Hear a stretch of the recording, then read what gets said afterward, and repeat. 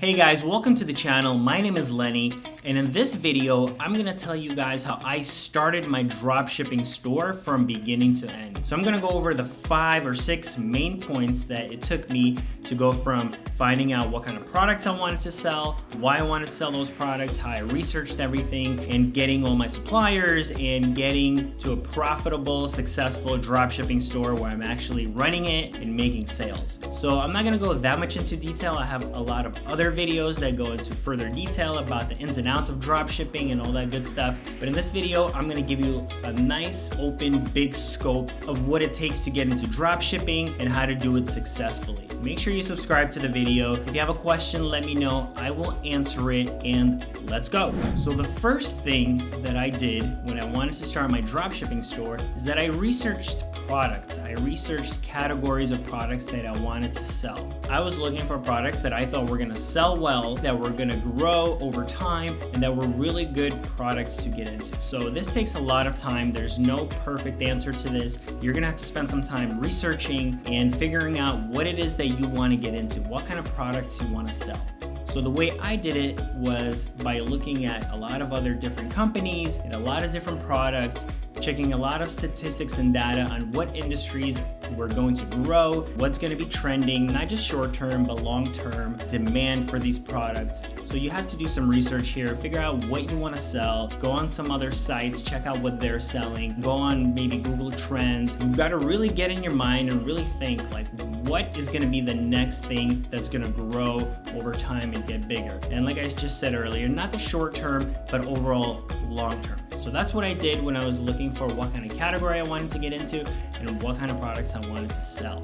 Number 2 is I researched how much competition I had. So this is very important. If you have a lot of big established players in the game, you might want to think twice because you're going to have to compete with them online, trying to outrank them, trying to get the customers to come to you instead of them. And if they're really big and they're really successful and they already have pretty much all the product and they have that category filled out really nicely, you may not want to go up against them. I'm not saying don't do it, don't be afraid of competition, but it just may take you a really long time. Sometimes you want to look for something that's new, that doesn't have a lot of competition, where you have a much better chance to grow, to establish yourself, and to get to success much quicker. So that's really, really important. Number 3, make sure you research and find out how many brands and manufacturers and suppliers are making the products that you want to sell. Let's say you come up with a really good idea and I'm like, man, this is gonna go big in the next 5 years and I want to get into this. Let's say it's some kind of toy category. And then you're looking online, you're looking at other sellers, you're searching brands and companies that are making these products that you're gonna sell, but there's not that many. There's maybe 2 or 3, and that may not be enough because first of all, you may not necessarily establish a relationship with all of them. Some of them may not want to do dropshipping, some of them may not want to work with you for whatever reason. So you gotta have a good amount of sellers and product in this market, in this industry, in this sector basically. So you have a lot of options, you have a lot of variety for your customers, and just do some research. Make sure there's enough supply to provide to your customers. Ideally, you want to make sure you have at least 10 suppliers that you can count on and that you can populate your store with their products. And there should be a variety of products. They shouldn't all be the same, but they should be different either in price and type and style and all that kind of stuff. Number 4 is the fun part. Now you get to create your website and you get to start the business. So I personally like Shopify. I use Shopify for all my online e-commerce stores. It's fairly easy to use, it's not expensive, and it has pretty much all the tools that you need. So what you want to do is you want to create your website, and the best way to do that is to look at some of your competitors and just get inspiration from them. I know sometimes it may be hard to come up with a design and a style and navigation and all that kind of stuff for your website, but just look at some other similar websites and that should give you a good idea of where to start. Now you never want to copy them because that's just not good practice and it's never going to help you rank well on Google because Google doesn't like it when you copy websites. So you always want to be unique and original, but just get ideas from others. So when you build your website, here's the key, and this is very important. put up your pictures, put up your copy and your descriptions and information on the site as much as possible about whatever products you're selling, whatever store it is that you're creating, and make sure you find one supplier that you want to work with in the future, but you may not be currently working with them, and take some of their products and upload it to your site. And you can do it with 2 suppliers or whatever it is. Just populate your store with some products, and I call these dummy products. So you're not selling yet, you're not really running, but you want your store to look official. You want it to look legit, like a real store, like people can actually shop there. And you want to do this before you start reaching out to suppliers.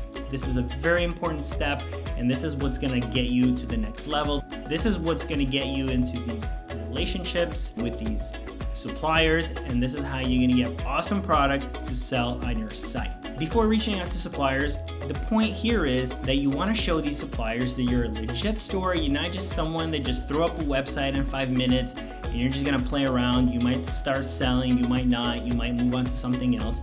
You want your store to look as legit as possible, so the suppliers are confident that you're real, you're about it, you're committed, and you're gonna make sure that their products are well represented and you're actually putting in effort and you're serious about what you're doing. So this is what's gonna help you build relationships with suppliers and be able to sell their products. Now step number 5, research and reach out to suppliers. So the way I did this was I looked at some of my competitors, some similar sites that were selling similar products, and a lot of times you'll see that they're selling a bunch of different brands. Look up those brands, make sure you have a great looking website first, and then start reaching out to these guys. Send them an email, you can even give them a call. Just say, hey, we're a pretty new store, we're starting out, but we really want to expand and grow in this category. We'd like to work with you. Do you guys work with a drop shipping model? Okay, don't just say, hey, do you guys do drop shipping? Give them some information about yourself and just be like, hey, are you able to do this? Everybody's different. Some of them will say yes, some of them will say we may not want to do it this way. So you can always negotiate and you can always work something out. And don't be direct like you're just some random drop shipper and that's all you want to do. Come at them as someone that wants to establish a long-term business relationship, and most likely they will respond to you and they will work with you. So do some great research, get some great products for your site, find some great manufacturers, some great brands, and you're pretty much there. And the last step is pretty much the bonus step, and that's when you have to upload your products, keep polishing your website, market your business, market your site, market your products, and get customers and start selling. So if you want to know more specifics about drop shipping, check out some of my other videos where I go a little bit more in depth about all the different aspects of drop shipping. If you want to learn more about e-commerce and selling online and all that good stuff, check out my other videos, and I'll see you guys next time.